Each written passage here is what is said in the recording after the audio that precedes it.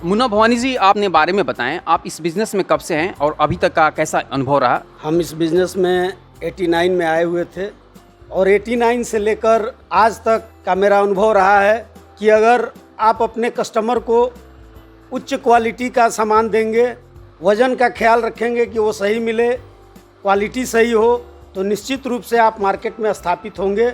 हमारे भी मार्केट में स्थापित होने का ये मुख्य कारण रहा है कि हम अपना मुनाफा बाद में देखे हैं, कस्टमर का मुनाफा पहले हम लोग उसका हिसाब करते हैं, जिसके वजह से हम मार्केट में स्थापित हैं। आप किस किस प्रोडक्ट और ब्रांड के साथ काम करते हैं? सीमेंट में अल्ट्राटेक है, OCL कोणार्क सीमेंट एक आता है वो है, डालमिया और बांगर सीमेंट, 3 सीमेंट का काम हम मुख्य रूप से करते हैं। जैसे अल्ट्राटेक में ज़्यादा चलने वाला प्रोडक्ट अभी अल्ट्राटेक सुपर सीमेंट आती है, जिसे कस्टमर लोग बहुत पसंद करते हैं।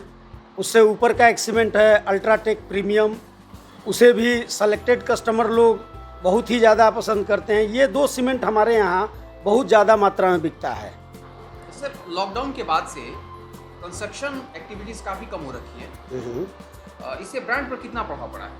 इस बार जो लॉकडाउन लगा इसमें कंपनी का प्रोडक्शन चलते रहा है, लेकिन बहुत सारे मार्केट में दुकान बंद होने के चलते कंपनी ने माल बनाया, हम अपने यहाँ माल भी मंगाए, लेकिन मेरे यहाँ से रिटेलर के यहाँ माल नहीं जा पाया, जिसके वजह से हम तो मानते हैं कि बहुत बड़ा प्रभाव पड़ा है। मार्केट से पैसा नहीं आया है, हम लोगों की वजह से हमारे यहाँ जो काम करने वाले लोग हैं उन लोगों को की गुजारा मुश्किल से हम लोगों की वजह से चली है। अगर कृपा रहा भगवान का तो हम समझते हैं कि कोविड हम लोगों को छोड़ के भागेगा, इसलिए कि जनता जागरूक हो गई है, लोग मास्क लगा रहे हैं, सोशल डिस्टेंसिंग का पालन कर रहे हैं, हाथ धो रहे हैं, तो कोविड भागेगा। और कोविड भागेगा तो निश्चित रूप से हम लोगों की अर्थव्यवस्था सुदृढ़ होगी और मजबूत होगी, ये मेरा मानना है। अच्छा मुन्ना भवानी जी, कुछ एप्लीकेशन के बारे में बताएं, वॉल पुट्टी का एप्लीकेशन के बारे में। देखिए, वाल पुट्टी में क्या होता है, वाल पुट्टी में जनरली बीमारी आती है कि पपड़ी पड़ने लगता है, सीलन आ जाता है, कवरिंग कम होता है। जैसे हम जिस कंपनी का काम करते हैं HD कलर का, उसका कवरिंग बहुत अच्छा है, पपड़ी और सीलन का तो कंपनी ने गारंटी दे रखा है, इसलिए मेरा वो वाल पुट्टी बहुत अच्छा बिकता है। अब एक भी मकान ऐसा नहीं है जो बगैर पुट्टी के बनेगा। निश्चित रूप से वाल पुट्टी का बहुत बढ़िया रहेगा आने वाले समय में। आज से 10 साल पहले वाल पुट्टी कोई पूछता नहीं था। वाल पुट्टी को छोड़िए ना, आप दीवार में प्राइमर नहीं लगता था, डायरेक्ट लोग पेंट लगा देते थे। आज पुट्टी, प्राइमर, फिर बढ़िया क्वालिटी का पेंट लगा रहे हैं। मुन्ना भवानी जी, अभी हम अपने BMR रिसर्च टीम अपने रिसर्च के दौरान पाया है कि ट्रेड के लोग हैं वो मैन्युफैक्चरर से एक बेहतर मार्जिन और इंसेंटिव की उम्मीद लगाए बैठे हैं। आपका इस पर क्या कहना है? अच्छा, ट्रेड के लिए कितना जरूरी है? क्यों नहीं लगा के रखेंगे? आखिर व्यवसाय में बहुत ज़्यादा खर्च होता है और कंपनी चाहे कितना बढ़िया माल बना ले, अगर व्यवसायी उसको नहीं चाहेगा, ट्रेडर्स नहीं चाहेगा, तो बिक नहीं पाएगा। और ट्रेडर्स का मुनाफा बहुत महत्वपूर्ण है, कंपनी वाले लोगों को इसका ध्यान जरूर रखना चाहिए। ट्रेडर्स को अगर मुनाफा मिलेगा तो कंपनी आगे बढ़ेगी और उनके गुणवत्ता को बताने वाला ट्रेडर्स ही है। आप कितना अच्छा माल बना लीजिए, अगर ट्रेडर्स आपको नहीं चाहेगा तो आप मार्केट में नहीं आ पाएंगे। और ट्रेडर्स को मुनाफा उसका समझिए कि ट्रेडर्स का रीढ़ उसको बोलिए आप मुनाफा को, इसलिए उसका ख्याल होना चाहिए। बिल्डिंग मटेरियल इंडस्ट्री में आज क्या क्या चैलेंजेस है जिस पर इंडस्ट्री को ध्यान देने की ज़रूरत है? बहुत सारा चैलेंजिंग है। अभी जैसे देखिए, कुछ कंपनी वाले लोग मेसन मीट करवा रहे हैं, इंजीनियर मीट कुशल इंजीनियर लोगों के देखरेख में करवा रहे हैं, तो नीचे वाले लोग जब तक टेक्निकल का ज्ञान उनको पूरे ढंग से नहीं होगा तब तक आपके अच्छा सामान को कोई अच्छा नहीं कह पाएगा। जैसे आप सरिया का लीजिए, सरिया बहुत सारा मार्केट में है, कस्टमर नहीं समझ पा रहे हैं कि किस सरिया को हम अच्छा सरिया मानेंगे, तो उसको बताने के लिए ये एक कंपनी के पास चैलेंज है। अब आप अगर कस्टमर को बताएंगे कि सरिया को पहचानने का क्या तरीका है, तो जैसे उसका 4-5 तरीका होता है, ये अगर आप कस्टमर को बताते हैं तो आपका सरिया बढ़िया क्वालिटी में माना जाएगा और कस्टमर उसको प्रथम प्राथमिकता में आपसे खरीदेगा। तो ये सब चैलेंजेज है, आप टेक्निकल लोगों को लाना पड़ेगा। बहुत सारा कंपनी टेक्निकल लोग को लाया भी है और उसका रिजल्ट भी हम लोगों को देखने को मिल रहा है, अच्छा रिजल्ट मिल रहा है। आपके पास सरिया का डिस्ट्रीब्यूटरशिप भी है? किस कंपनी का डिस्ट्रीब्यूटरशिप है, और हम जानना चाहेंगे कि एक ग्राहक को सरिया के सिलेक्शन पे किस किस बिंदुओं पर ध्यान देना चाहिए। देखिए, ये जो आपका सवाल है ये बहुत महत्वपूर्ण सवाल है। कारण ये है कि कोई भी व्यक्ति, लगभग 80% लोग अपने पूरे जीवन काल में एक घर बना पाते हैं, और घर बनाने के में ये लोग अपने जो मेसन होते हैं उससे पूछते हैं कि भाई हम कौन सा सरिया लगाएं, हम कौन सा सीमेंट लगाएं। होता क्या है कि ये मेसन लोग जो हैं जनरली अभी तक कम पढ़े लिखे लोग ही मेसन हम लोगों के यहाँ हैं। आने वाले समय में नए लड़के यूथ आएंगे, हो सकता है इंजीनियर भी बिल्डर बने, तो उस समय ये समस्या ख़त्म हो जाएगी। और वो जो आपके मेसन हैं वो नहीं जानते हैं कि जिस सरिया को वो बोल रहे हैं कि आप फलाना कंपनी का सरिया लगाइए, वो क्यों उसको लगाने के लिए बोल रहे हैं, उसकी क्वालिटी को नहीं जान रहे हैं कि ये सही में सही क्वालिटी है या ख़राब क्वालिटी है। तो सरिया खरीदने के लिए मैं तो कहूँगा कि कस्टमर को 4-5 चीज़ों पे ध्यान देना चाहिए। सबसे पहले तो आप कंपनी ब्रांड देखिए कि कंपनी ब्रांड है कि नहीं। अगर कंपनी ब्रांड है तो समझिए कि सरिया अच्छा है, उस पर थोड़ा आप विश्वास कर सकते हैं। बाकी सरिया में क्या होता है, लोहा में मिट्टी का मात्रा होता है। लोहा में निश्चित रूप से सारा, आप कोई भी छड़ उठा लें उसमें मिट्टी रहेगा। जिसमें जितना कम मिट्टी रहता है वो सरिया उतना ही मजबूत, टिकाऊ और उसमें लचीलापन रहता है। नतीजा है आपका बिल्डिंग मजबूत बनेगा।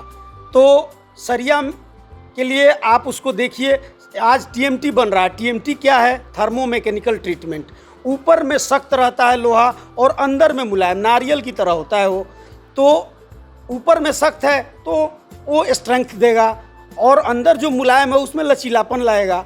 ये सब देखना पड़ता है।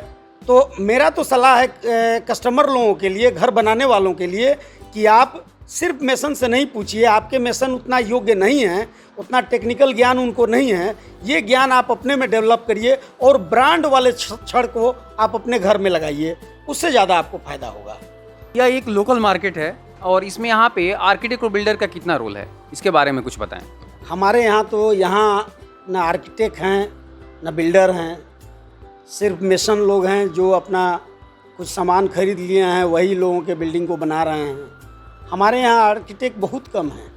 अब यहाँ आप अगर छपड़ा में जाएंगे तो वहाँ 4-5 लोग हैं, और घर बनाने वाले लोग समझ रहे हैं कि उसमें जो हम खर्च कर रहे हैं, इंजीनियर में, आर्किटेक्ट में जो खर्च कर रहे हैं, वो खर्च मेरा बेकार हो जा रहा है। वो नहीं समझ पा रहे हैं कि उनके सलाह से अगर आप घर बनाएंगे तो आपको क्या फ़ायदा होगा। ये समझ नहीं पाते हैं कस्टमर।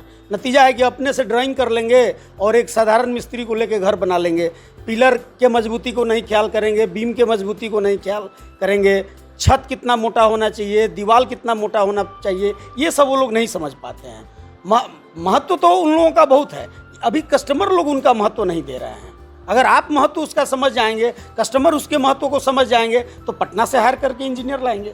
आप अपने घर बनाने में 10 लाख रुपया खर्चा कर रहे हैं, तो क्या आप 5,000 इंजीनियर में नहीं खर्चा कर सकते हैं? कर सकते हैं, लेकिन आप उसके उपयोगिता को समझेंगे तब।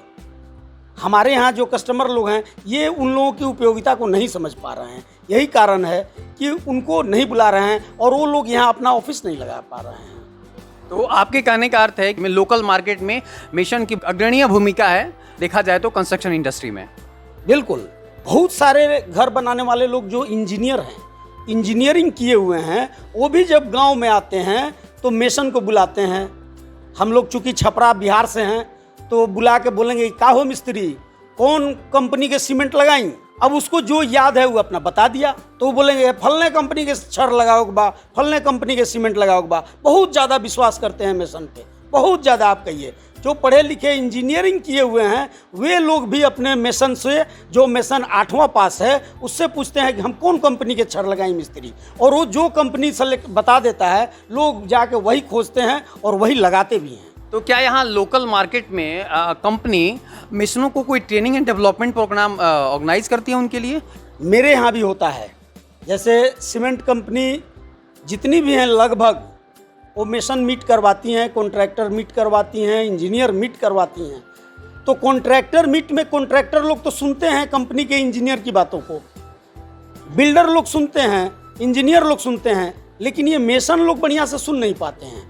चूँकि उनके बातों को बढ़िया ढंग से समझ नहीं पाते हैं। हालांकि आज हम देख रहे हैं, आज जो कंपनी से इंजीनियर लोग आ रहे हैं उनके भाषा में उनको समझा रहे हैं।